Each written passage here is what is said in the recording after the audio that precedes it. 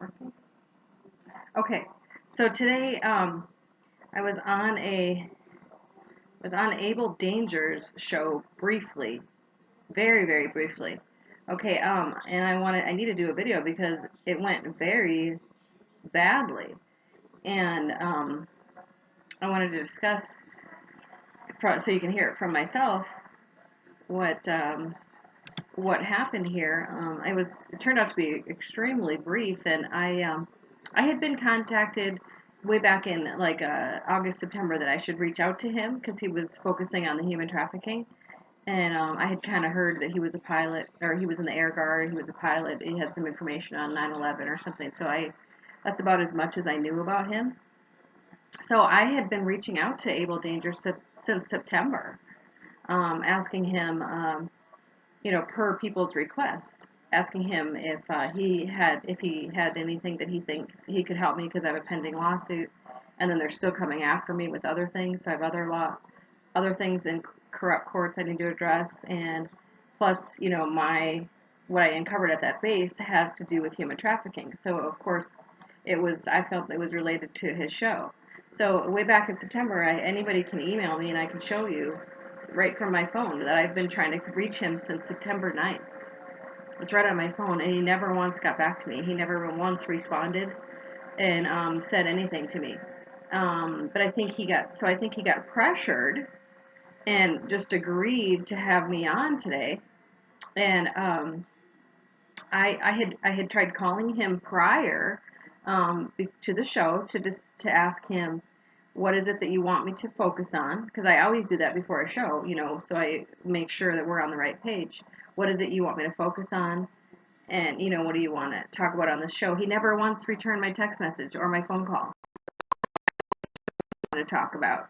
So the reason why I started talking about some of the other cases that happened at that base is because I had gotten an email from a norm, somebody that said, yeah, I'd heard about these types of things that happened under Obama, where it was extreme retaliation and abuse, when you try to report. And I said, yeah, I have a couple other stories I can share. And he said, yeah, please share them on the show. So that's why I started sharing this other guy's story. And I have a couple more. So yeah, it wasn't just me that got retaliated against on that base. There were other soldiers. They just haven't come forward. They're scared, and one of them is public. So I'm gonna. So I thought I was gonna discuss that today on Abel Danger's show, and instead he was extremely rude to me and cut me off. I was trying to do my best questions, but I was also trying to get across why I was coming on the show to begin with, and what I thought that I was supposed to talk about, which was the whole that whole base and how it related to human trafficking. And I was trying to get to that subject, and he just kept cutting me off, asking me, "How has this affected you financially?" I wasn't prepared to talk about any of that. Why do you keep asking me about how this has affected me financially? I thought we were going to talk about human trafficking. So this completely caught me off guard today, this interview. I have no idea what this guy's problem is, Abel. But I feel like he didn't want me. I don't think he wanted me on the show at all. I think I tried calling him 7 times. It went to voicemail. I was supposed to call at noon. It went right to voicemail. And then finally, Pat reaches out saying, "What are you doing? She's trying to call you right now." And he makes up this story. "Oh no, I didn't hear it. I've been right here." No, dude, I was trying to call you and it right to voicemail. You're clearly just completely blowing me off. You don't really want me on this show. You got something against me. So, we're going to have to figure out what that is, aren't we? Because there's clearly something wrong here. And so clearly there's something wrong here. I have never talked to this guy, Abel Danger, and he's never responded to me. And everybody keeps saying, we're on the same mission, that kind of. Really, if you cared so much about human trafficking, why didn't you ask me any normal questions on your show today? This is October 14th. I'll put the link underneath you. Why didn't you ask me, how did all that money that I uncovered, how did that relate to human trafficking? Why didn't you ask me normal questions? You were asking me these bizarre questions that threw me off, that I didn't expect, and I certainly didn't expect you to be so rude like you were. I don't care how many people you have in your audience and how, I expect to be treated with respect if I'm on the show, and I certainly expected to be treated by respectfully from another whistleblower that supposedly is in the same battle that I am. The whistleblowers have to at least stick together. If we can't stick together, there's clearly something very wrong.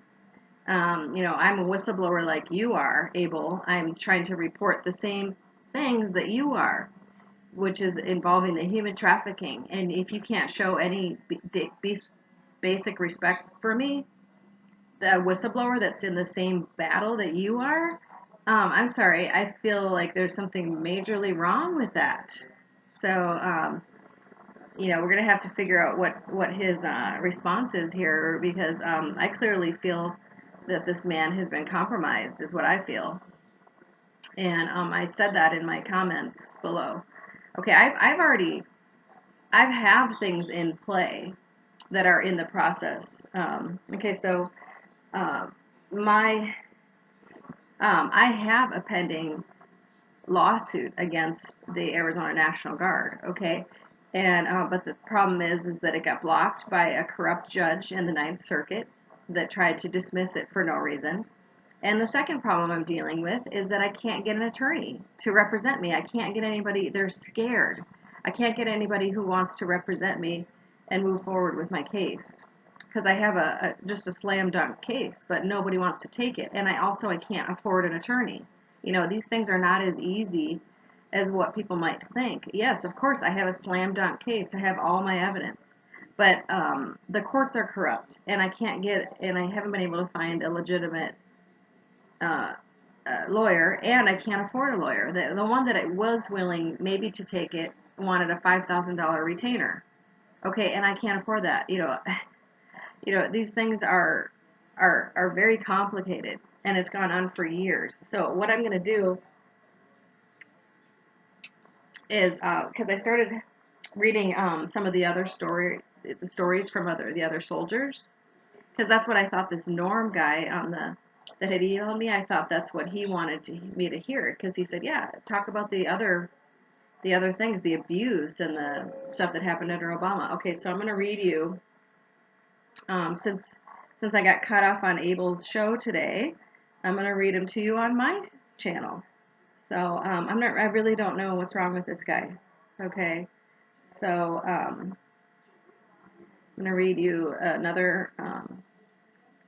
We were talking about how corrupt the Army Board of Corrections is, and all of the things that we have tried, all of the channels that we have tried to get this resolved. So this guy doesn't want me to say his name yet, because he's still in the Guard. Okay, so I'm not going to say his name, but I'm just going to read, his response of when he got back to me. I said, can you briefly convey the details of what all you've been here? Okay, so this is somebody that was in the Air Guard that got retaliated like I did, but it was in the Air Guard, which was in Phoenix, but it was just maybe a half hour down the road. Okay, so here's a brief answer to your question. Okay, so this is Air Guard terms, Air National Guard. I filed a DD 149 in April 2011 for reprisal. Reprisal means retaliation, okay, against multiple parties for both a withheld favorable personal action and adverse personal action. Okay, basically what this guy is mad about is he's been passed up for promotion several years after he tried to speak out like I did. So he's trying to, and he has clear evidence that he was just passed over, even though he had all the points. Okay, so this is what he's talking about. So just try to convey to people who aren't military. Only one officer was investigated, and for only one allegation in direct violation of 10 U.S.C. 1034 whistleblower statute. The adverse personal action was investigated and substantiated by SAF IGS and approved by the DODIG against Brigadier General, but no one was ever investigated for the withheld favorable personnel action. Also in direct violation of AFI 90-301, U.S. Air Force IG instruction. Okay, what he's talking about is they don't hold anybody accountable. Like they might have found that that somebody did something wrong. They might have got somebody to agree, but they never pressed any charges. And that's the same thing that happened at the Army Guard. There was all these things, oh yep, we're bad, but they never pressed any charges, and they never moved forward with any charges against any of these corrupt officers. That's the problem we're having, and that's the problem that was having throughout the entire Obama administration. These are complicated issues. Okay, so for anybody that just tries to dismiss me like I have PTSD or something, I mean, this is a joke. This is such a joke. These are really complicated issues, really complicated, and the Army Board of Corrections has like a 5-year waiting had like a 5-year waiting list to get something corrected under the Obama administration. I mean, this is like beyond what you can imagine what we're dealing with here. It's way more complicated. And Abel, I don't know how long he was in the military, and I don't know how long he's been out of the military, but he certainly does not relate to anything that I'm going through and anything that we went through at that base. Okay, he certainly doesn't seem to be able to relate in any way. Okay, I do not appreciate the way he treated me in his interview today. Okay, so let me just go on. Court-martial charges were referred against a different officer, primarily responsible for the withheld favorable personnel action, but the allegations by the IG were covered up by a National Guard Bureau investigating officer during a command-directed investigation versus using the normal Article 32 hearing UCMJ process. The case began in 2011 and now 6 years later has far exceeded the 10 U.S.C. 1034 and AFI 90-301 required 180-day statute of limitations. Okay, so they're supposed to respond. Army rules state that if you have a complaint, they're supposed to respond within 180 days.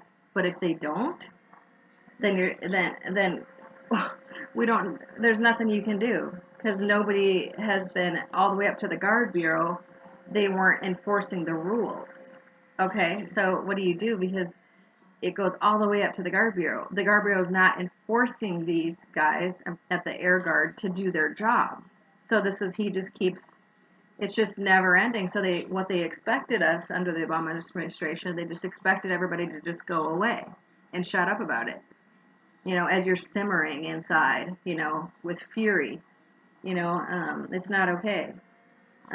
So my case began with the AZ Guard cover-up, and now the USAF IG, DODIG, and the AFB-CMR.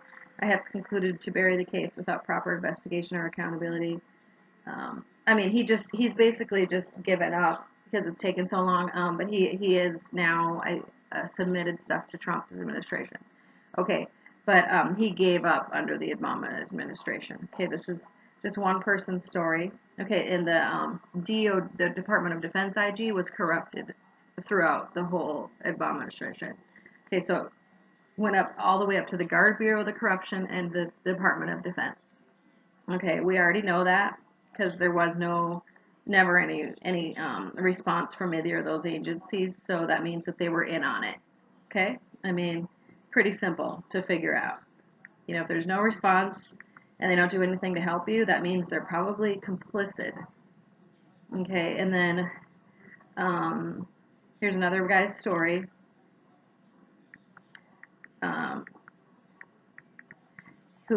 He was a recruiter, and he was noticing that they seemed to be getting people in to the Guard there in Phoenix who they shouldn't be in, and that was one thing. And then he also noticed that some of the guys that he worked with thought it was funny to if they had some young recruits with them, they would go out and shoot homeless people with paintballs, and they thought it was funny until like a civilian walked by and took pictures of them and caught him and thought it was disgusting and turned him into the police.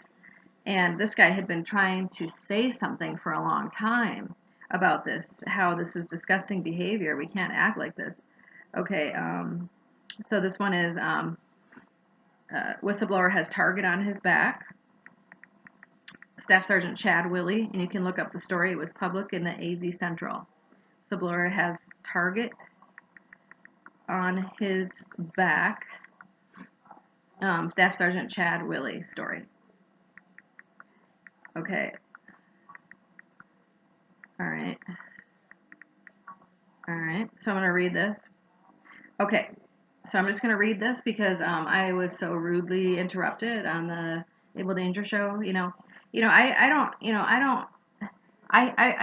I give respect where respect is due. Okay. And I went on his show because I was asked to go on his show by several people, and they were interested in hearing my story, but he clearly was not interested in hearing my story today. So, I feel that there's something very strange about that was very strange about that interview. And I mean, not only was he rude, but he just flat out like hung up on me on live air.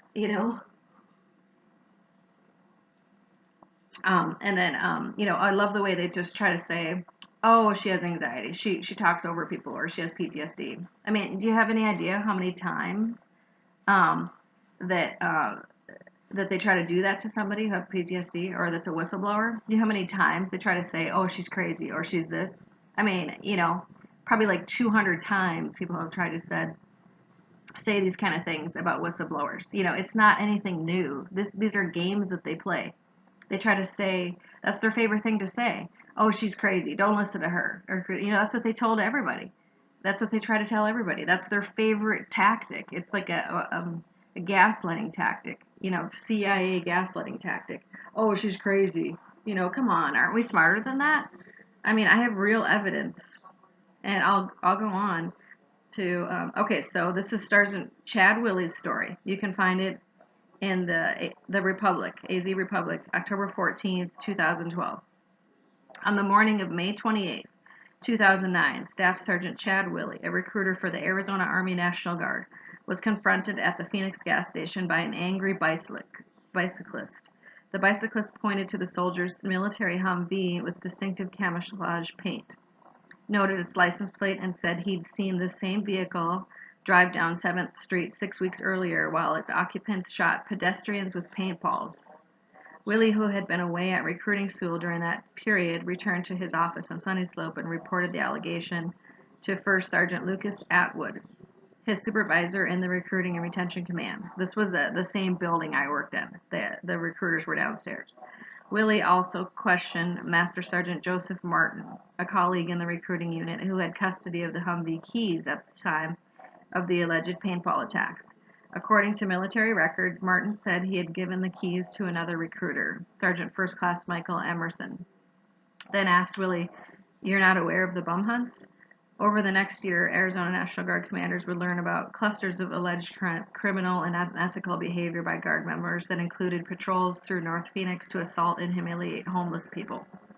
Witnesses alleged Emerson and other soldiers were involved in sexual misconduct, recruiting improprieties, and cover-ups. Yes, I heard about this going on because I worked there, around that time, maybe like a year later, concluding that the recruiting office was infected with corruption because of command leadership failures. As the investigation progressed, Willie became a target. Military and police records show instead of being rewarded for integrity, he was subjected to a 2-year campaign of harassment. Records show he was falsely accused of groping a teenage girl, threatened with a bullet to his head. Yep, he had a recording of it. I heard the recording. "We're going to kill you." It was right on his phone. Okay? His confidential military records were provided to an ex-convict. The National Guard stole. And, okay, this is so crazy what they do. See, these are tactics, CIA tactics, to embarrass you. So they apparently got a photograph of him and posted it all over the base and said like a wanted poster of Sergeant Willie, and like just to embarrass him, posted all over the base with derogatory flyers outside the National Guard headquarters. This is the same kind of, see, what they do is they publicly embarrass you. These are tactics. They use the same tactics on me. They would say, like, they would tell me, hey, you need to report over here, but they would give me the wrong information where everybody else was told to report somewhere else. So then when I finally got to the proper place where I was supposed to report, they would say, where were you, Sergeant Davis? And embarrass me publicly. And I said, I have read on my phone that I was told to go over there, not here. So, it's read on my text message. These people are just plain evil. Um, so anyway, he was subject to other allegations, investigations, and pressured to resign, but refused. Okay, so I've talked to him, and not recently, but we were going to file a lawsuit together, and he said he quit for a while, and then he tried to go into real estate, but then that was really hard. So I think he's back working in a different area of the National Guard, like up near Camp Navajo or something. Okay, so this he was forced to sign something, or he would never get promoted again or something. He was told me something crazy. Okay, so here's some stories, and then there was another female who was a friend of mine that worked at the same building I worked at, and she was raped. She was raped, and she tried reporting it. She it wasn't consensual, and instead of doing something to the man, they moved her. They kept moving her around, and the guy never got prosecuted for rape, and he went on to rape other soldiers too. Okay, so these are the kind of things that went on. This is the 52nd and McDowell, Arizona National Guard Papago Military Base. Okay, this is what I was gonna talk about. I thought I was gonna talk about this on the base because the one guy wanted me to talk about the abuses and things that happened under Obama. Okay, so that's what the one guy that emailed me before I was on, that was part of this Abel Danger group, wanted me to talk about. So that's what I thought I was going to talk about today on his show. But anyway, I wanted to share those anyways. And I mean, if he thinks that I'm intimidated, if this Abel Danger guy thinks that I'm intimidated or something by what he did today, he's got another thing coming. I don't get intimidated by people like him. I can totally see right through him. He's obviously been compromised or something in some way, and has been told to try to publicly embarrass me or something. Do you think this is the first time that this has happened? You're wrong. Okay, a lot of people are after me because it embarrasses a lot of people. It embarrasses generals. It embarrasses politicians that allowed this to happen in Arizona. Senators, and of course John McCain. Okay, after this, they found this $2.7 million missing that I uncovered, and they started uncovering. It just became so obvious, all of these crimes. General Salazar finally got relieved of his command, and Senator John McCain was executed, for treason and crimes against humanity. Okay, so if you can possibly imagine how many people are embarrassed by this and how many people want me to shut up about this, that's why all these different things are coming after me and why I've had so many problems, because it's something that should have never been allowed to happen. It just should have never been allowed to happen. Okay, and but so I am hearing from other soldiers too, since I first did my first videos, and another soldier that was talking about some of the leadership issues under Obama, and he said that they all signed something in his command and sent it in to President Trump that they agreed that he should be arrested for treason. So I heard from another soldier, and he said that he would be willing to come on and just on the phone and tell his story sometime about what happened in his command under the Obama leadership. So I've heard from other soldiers, and you can remain anonymous, but I want to hear your story, and people need to hear what was happening under this administration. It's like night and day, how much better it is under the Trump administration, under how it was under the Obama administration. It was so anyway.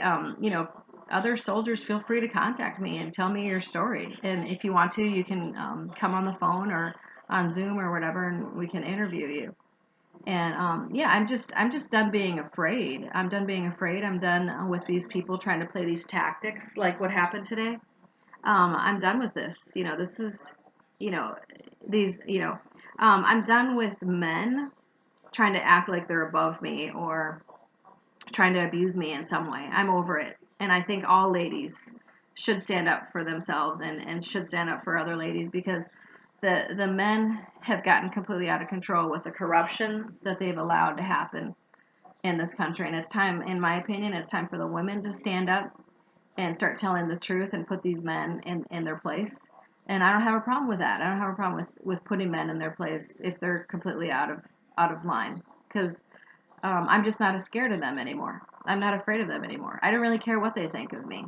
I have so much evidence that it could be like I could have a whole block worth of stacks of paper. That's how much evidence I have. I mean, it's disgusting how much evidence I have, and that's why I'm such a threat. Okay, so anyway, I want to do this video.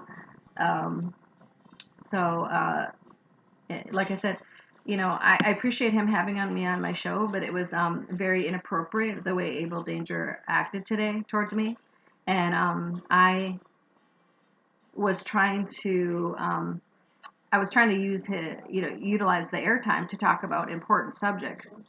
I was trying to talk about other people's stories and different abuses that happened in the military. I thought that's what he wanted me to talk about, and then so I was very confused why he kept interrupting me, and why he was asking me these questions that to me did not seem appropriate for, did it affect me financially? I'm sorry, you can email me that in private and we can talk about the financial issues that it affected me, but that's not something you talk about on air. That's something you talk about in email. I thought we were going to talk about how it related to human trafficking and other abuses that happened. I didn't expect to talk about my financial issues on live air. Abel Danger, you're totally inappropriate. Okay? Totally inappropriate, and I'm going to find out what's going on with you. All right.